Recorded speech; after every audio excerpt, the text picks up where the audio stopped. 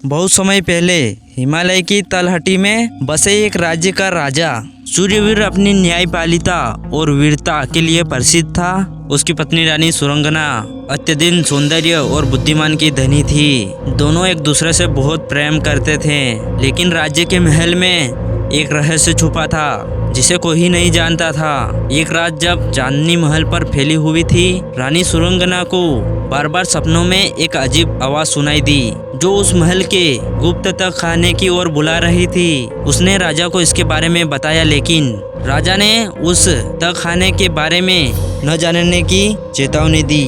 राजा ने कहा कि उस कमरे में सदियों पुराना रहस्य छुपा है जिसे जानने की कोशिश कोई नहीं कर सकता। रानी को शक हुआ कि राजा कुछ छिपा रहे हैं और एक रात जब राजा युद्ध के लिए बाहर गया हुआ था, जब उसने तहखाने की चाबी चुरा ली।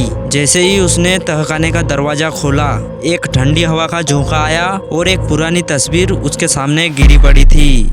उस तस्वीर में एक औरत थी जो रानी से हबू ही मिलती थी। अचानक कमरे में चारों तरफ से आवाजें आने लगी कि तुम सच जानना चाहती हो तो यहाँ से वापस मत जाना। रानी डर गई, लेकिन उसने हिम्मत नहीं हारी और तहखाने में आगे बढ़ी।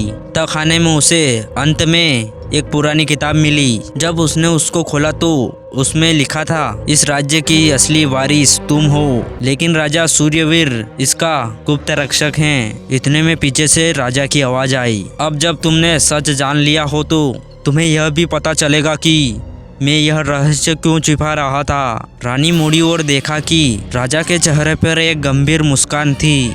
यह किताब सिर्फ एक कहानी ही नहीं बल्कि भविष्यवाणी है। अब तुम्हें फैसला करना होगा, क्या तुम इस रहस्य को दुनिया के सामने लाना चाहती हो या इसे हमेशा के लिए छिपाए रखोगी।